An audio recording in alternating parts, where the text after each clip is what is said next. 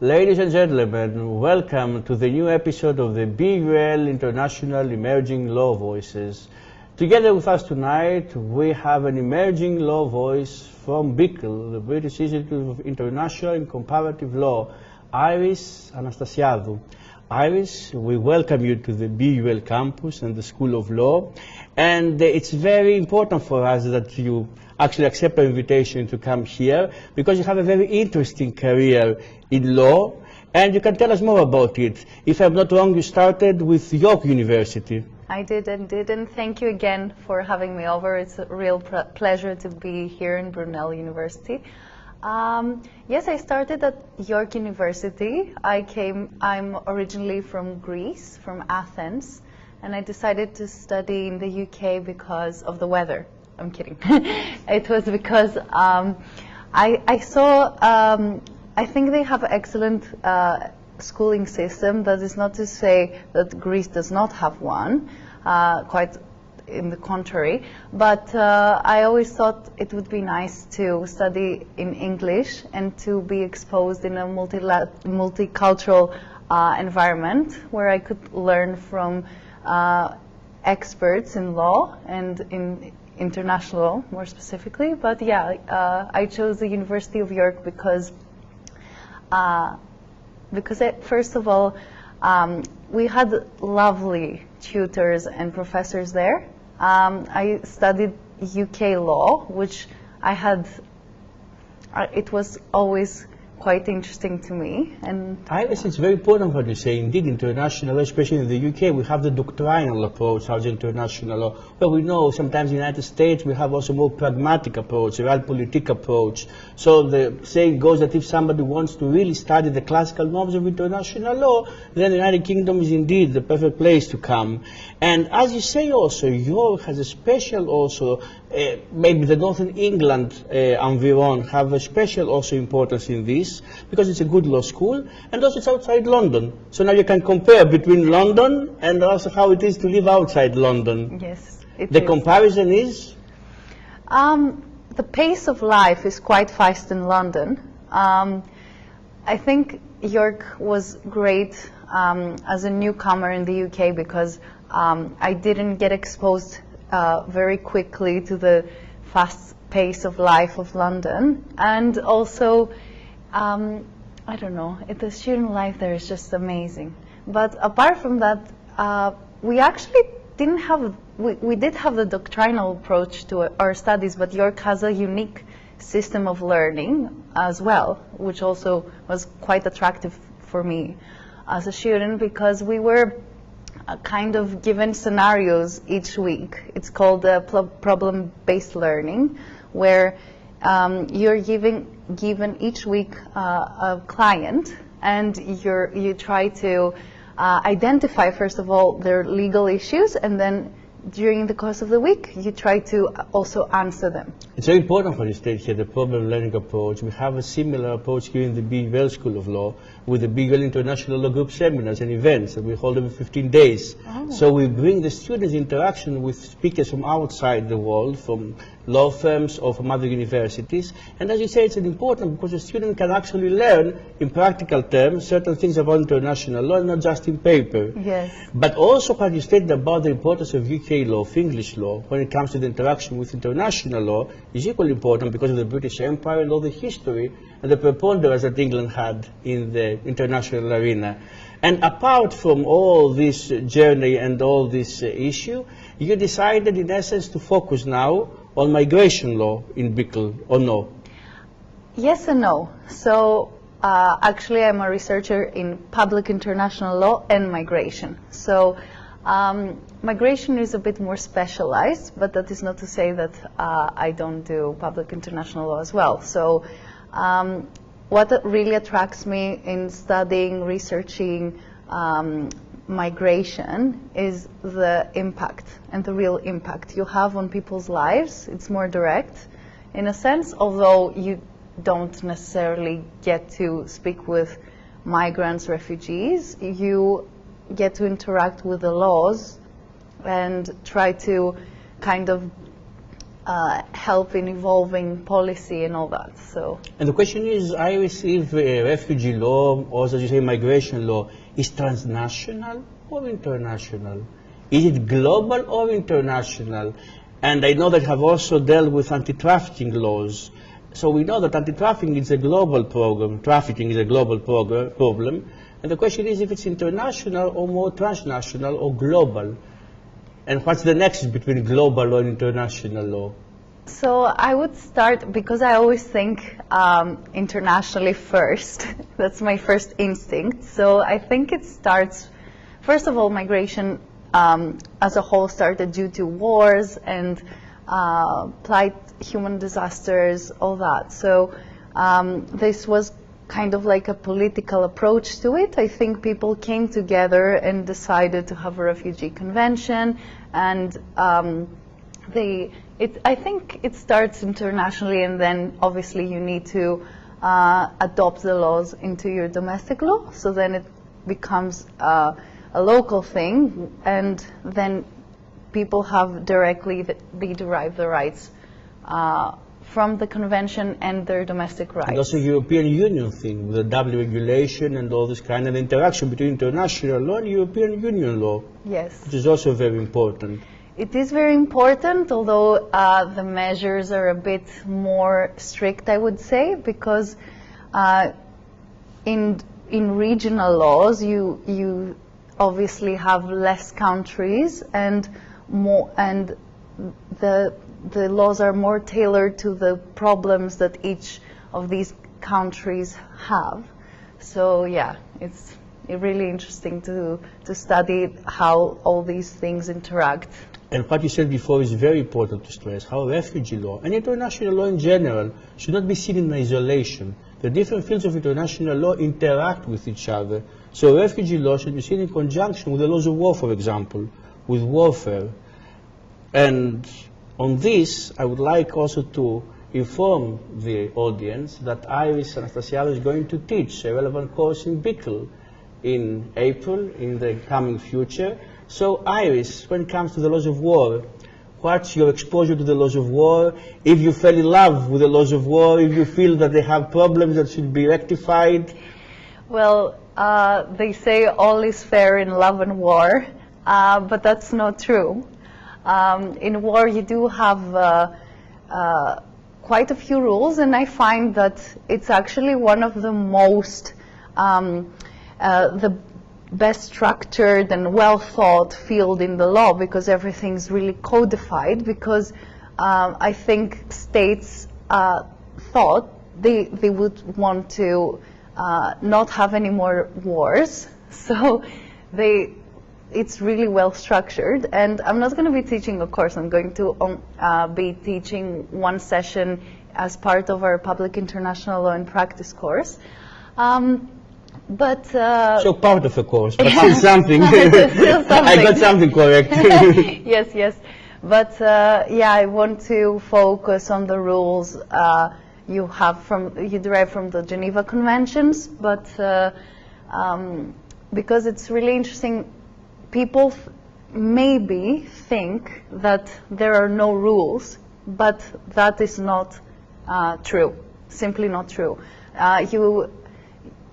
For example, there is the principle of distinction, so you cannot, you need to show which part of the battlefield you come from. So you need to be distinct from the mere citizens of that country you're in. So one cannot simply pick up arms and kill you. Yes, the principle of distinction in international humanitarian law. But the importance here, warfare and the laws of war, are they a traditional field of law, or they are becoming also modernized vis-a-vis the new landscape of international law? What I mean, because you mentioned also migration law, and we know that we have now new migrants based on climate change.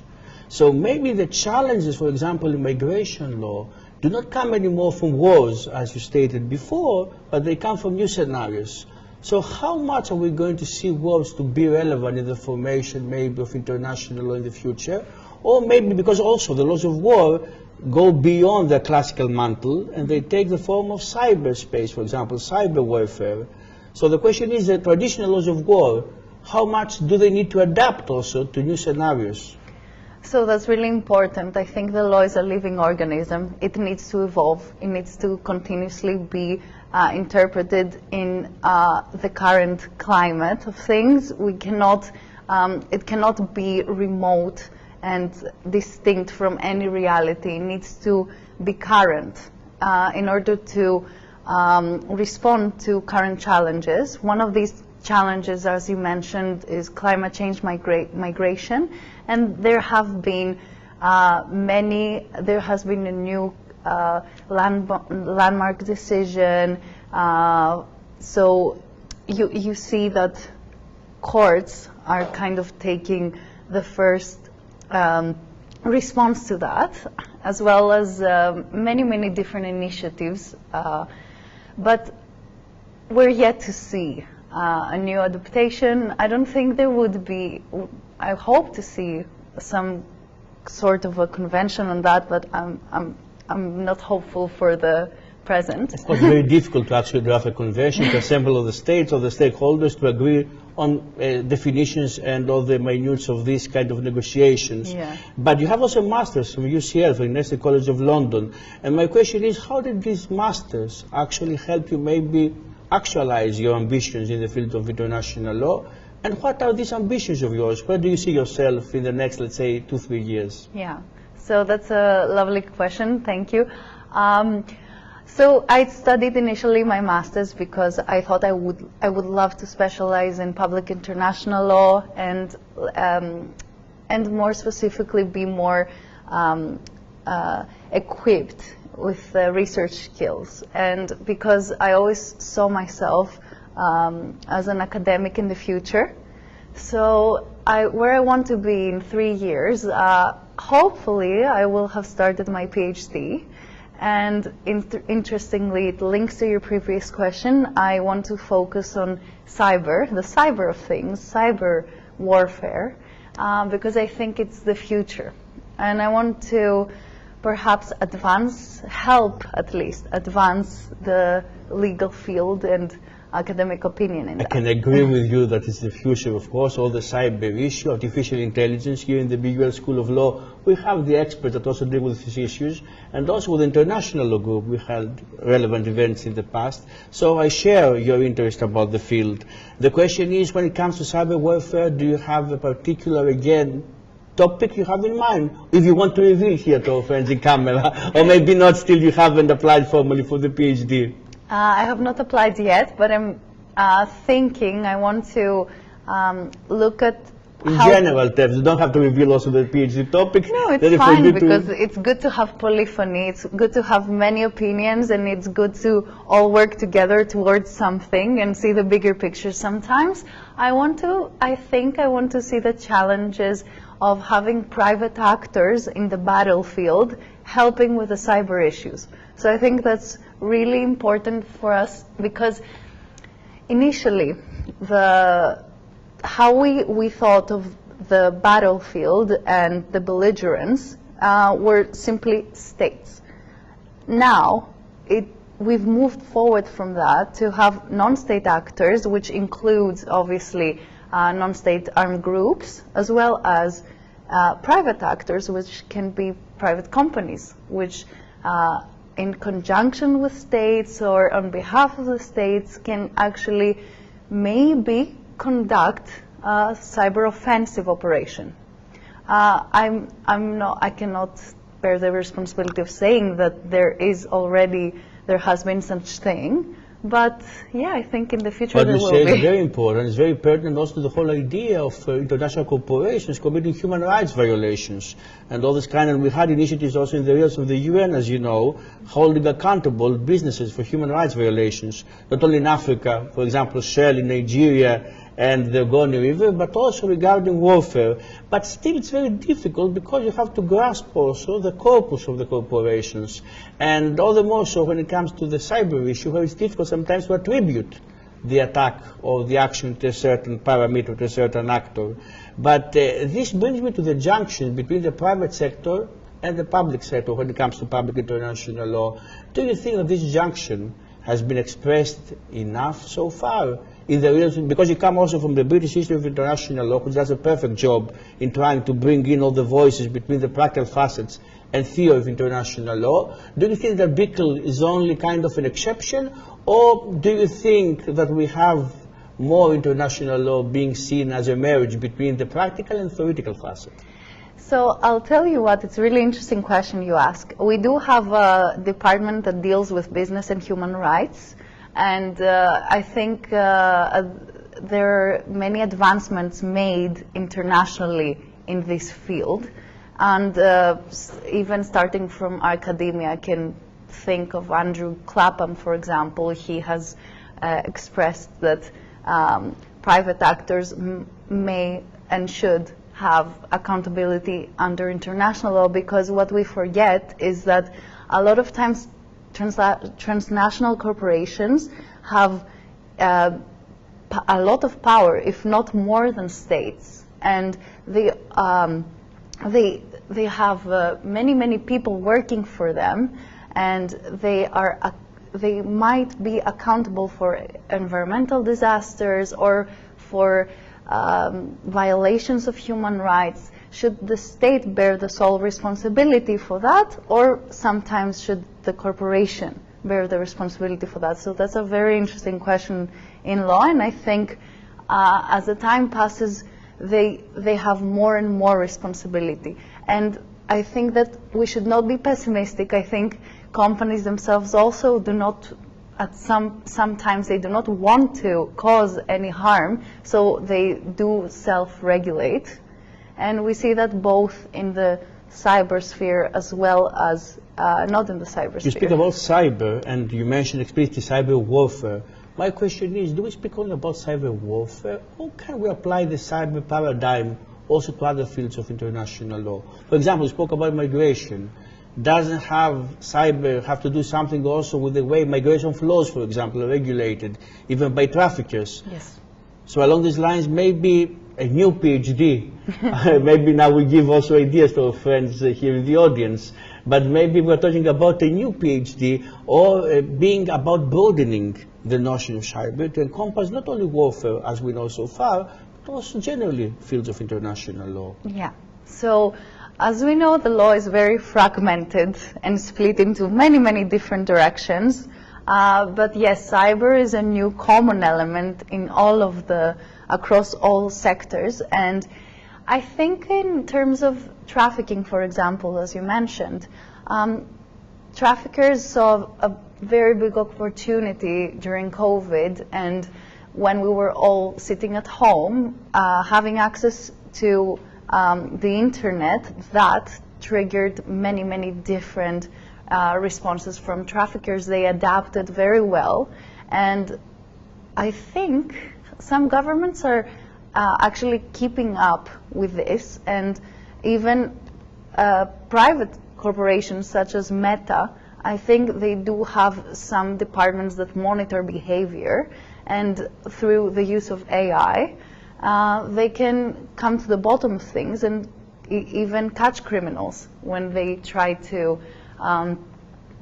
commit a crime, the crime of facilitating. Because the Tallinn manual, when it comes to cyber warfare, is always there.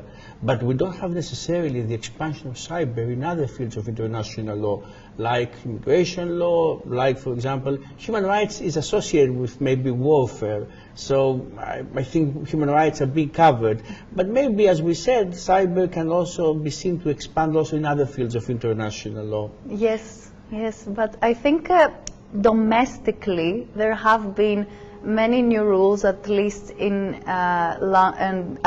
Greece, and perhaps in the UK as well, where you have it in your criminal code, and this way it covers a few behaviors, online behaviors. It's very important what you're speaking now, the junction between international law and criminal law. And criminal law, to return to close the circle, what we started at the beginning, the junction between transnational law and international law. So transnational criminal law, because we have also international criminal law, but all this trafficking issue becomes transnational criminal law, which comes to be wedded maybe with the facets of international law. Yes, yes. And along these lines, on these things, of course, Iris, you have penned some things also in the realms of BIICL. And I would like to ask you, because as you said, you want also an academic career, how do you think, what are the pros and cons of penning a policy paper, and what are the difference between, of course, a policy paper and a journalistic, academic journal article? I think, first of all, in order to write a policy paper, you need to think of the recommendations and the real impact. You always need to keep in mind your research question and how, and you can have many different research methods to, you can, well, that's not to say that in a journal article you cannot also have that, but in a journal article, I think, for me, when I get published, I would like to research something that I'm genuinely interested in learning a few more things about, and having a novelty and from an academic question I'm curious about. Whereas in